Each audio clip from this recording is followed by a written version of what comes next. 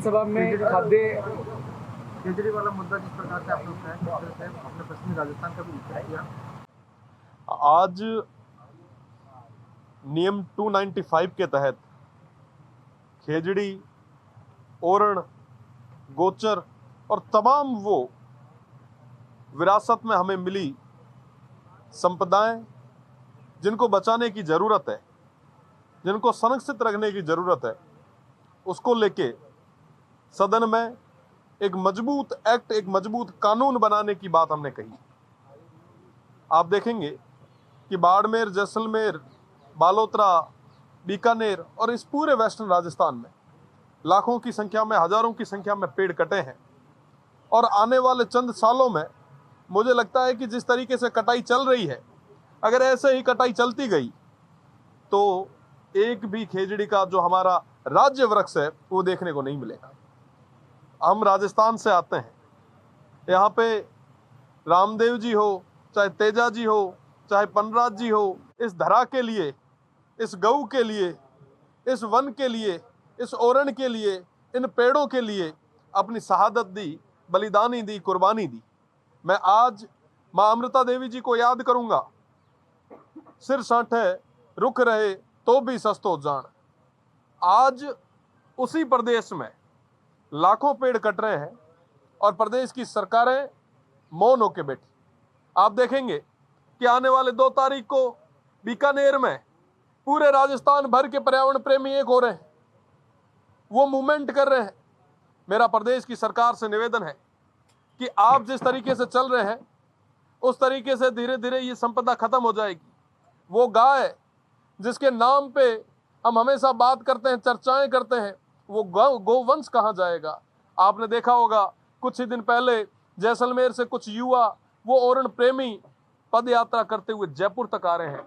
आज आखिर क्यों जरूरत पड़ी कि वो सारे लोग पद यात्रा करते हुए जयपुर आए? ये संपदा किसकी है? इसको बचाने की जिम्मेदारी किसकी है? कौन जिम्मेदार है? कौन काट रहा है? किसको बचानी चाहिए? आज कई सवाल उठ रहे हैं। मुझे लगता है कि प्रदेश की सरकार अगर वाकई चाहती है कि ये प्रदेश हरियालो रहे, तो हरियालो रहने के लिए एक ऐसा मजबूत कानून राजस्थान में भी आना चाहिए जैसा उत्तराखंड और अन्य स्टेट्स में आया है। ये संपदा हमारी है, आने वाली पीढ़ी को बचाने के लिए, उनको विरासत में देने के लिए हमें इन तमाम वन्य संपदा को बचाने की जरूरत है, एक्ट लाने की जरूरत है। मैं आपको बताना चाहूंगा कि खाद्य आपूर्ति किसके लिए है। हमारे सोसाइटी में वो निचले तबके का वंचित, शोषित व्यक्ति जिसके पास 2 समय का भोजन नहीं है, वो कोई भूख से यहाँ पे परेशान ना हो, उनको खाद्य मिले, उनको 2 समय की रोटी मिले, उसके लिए खाद्य आपूर्ति जैसा ये बहुत सेंसिटिव डिपार्टमेंट है। अमूमन बहुत कम चर्चा होती है, पर हमने ये बात इसलिए रखी क्योंकि वो तमाम लोग जिनका नाम आज के समय में खाद्य सुरक्षा में जुड़ा नहीं है, वो वंचित ना रहे। हकीकत ये है कि हर गांव में जो प्रभावशाली होता है उनके नाम तो इनमें होते हैं, पर जो वाकई जो जरूरतमंद होता है उसकी कोई बात नहीं करता। सत्ताएं, राजनेता, तमाम लोग बातें उन्हीं की करेंगे जो प्रभावशाली होगा, पर साहब वो निचले तबके की बात कौन करेगा? आज के समय में हर गांव में ऐसे कई लोग हैं जो वाकई जरूरतमंद है पर उनके नाम नहीं। आप गिव अप, आपने नाम रखा, कई लोगों ने अपने फॉर्म उठाए। मैंने माननीय मंत्री जी से पूछा कि कितने लोग हैं जिन्होंने स्वेच्छा से अपने नाम उठाए और कितने लोग हैं जिनको आपने निष्कासित किया, आपके डिपार्टमेंट ने जिसको जबरदस्ती निष्कासित किया, और जिनको आपने निष्कासित किया उनके खिलाफ आपने क्या कार्रवाई की? देखिए साहब, जो जबरदस्ती, जो उस क्राइटेरिया में नहीं आता है, फिर भी अगर किसी गरीब का हक मार रहा है तो उसके खिलाफ कार्रवाई करने की जिम्मेदारी भी तो सरकार की है। सरकार ने अब तक कितने प्रकरण दर्ज किए, उसका जवाब तो मुझे पूरे तरीके से नहीं मिला, पर मैं ये जरूर समझ सकता हूं, जैसे आपने बात भी कही, एक धारणा बनी है आम सोसाइटी में कि ये जितने भी गेहूं आते हैं, ये गेहूं पूरे तरीके से खराब और इस तरीके के होते हैं कि अगर कोई स्वस्थ व्यक्ति इसको आहार के रूप में ले तो वो निश्चित रूप से बीमार होगा।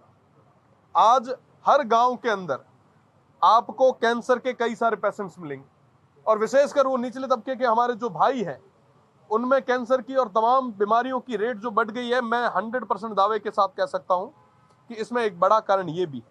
जब आप रेस्टोरेंट खोलते हैं, छोटा मोटा कोई प्रतिष्ठान खोलते हैं, आप FSSAI से उसको पूरे तरीके से वेरीफाइड कराते हैं। पर साहब, ये जो गेहूं बंट रहे हैं, इनकी बात कौन करेगा? इनको किसने टेस्ट किया?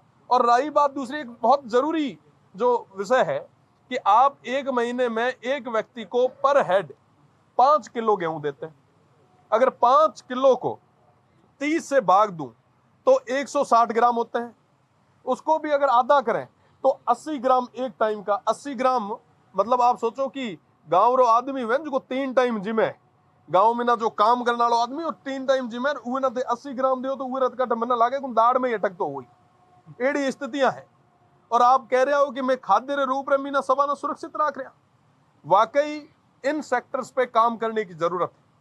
आज के समय में निचले तबके के जो आर्थिक रूप से हमारे कमजोर भाई हैं, उनकी चिंता हम सभी को करनी होगी। ये सदन में हम लोगों को पहुंचाने वाले वही लोग हैं, और उनकी बात अगर हम नहीं करेंगे तो किसकी बात करेंगे? तो ये 2-3 जो महत्वपूर्ण चीजें थी, इनको सदन में रखा भी है, और कल भी कई सारे महत्वपूर्ण विषयों पे निश्चित रूप से चर्चा करवाई जाएगी। चाहूंगा कि दोनों ही सरकारों से वर्तमान में युवाओं का भरोसा उठता जा रहा है। पिछली सरकार में तो कोई अगर परीक्षा देने जा रहा था तो हर कोई उससे पूछता था कि भाई पेपर मिला क्या। ये स्थितियां हो गई थी, आम सी चीज हो गई थी पेपर लीक होना। और उसके बाद जब ये गवर्नमेंट आई तो सोचा कि कहीं ना कहीं युवाओं का फ्यूचर जो है वो सिक्योर रहेगा। 2018 के आसपास लगभग 6-7 साल पहले जो पेपर आउट हुए, ओमार सीट आउट हुई, उनके वही लोग इसी सिस्टम का हिस्सा रहे। हो सकता है कि उन्होंने कई और भी तमाम चीजें की होगी। और जब खेत ही मतलब जो बाढ़ ही खेत को खाने लग जाएगा तो फिर बचाएगा कौन? पहले तो लगता था कि सब पेपर लीक होके ही तमाम चीजें हो रही थी। आज के समय में तो ओमार सीट ही गायब होने लग गई, तो अब किस पे भरोसा करोगे? तो ये निश्चित रूप से बहुत बड़ा विषय है। प्रदेश की सरकार से मैं कल भी कह चुका हूं कि उनको बड़ा एक सख्त एक्शन लेना चाहिए। आज के समय में दोनों ही सरकारों के बीच में जो युवा है, उनका भविष्य जो है वो फुटबॉल की तरह होता गया। दोनों ही खेल रहे हैं, किसी को नहीं पड़ी। हकीकत अगर आप देखें तो इनको कोई मतलब नहीं है, कोई फर्क नहीं पड़ रहा। अभी तक कोई मजबूत और सख्त कार्रवाई नहीं हुई। मैं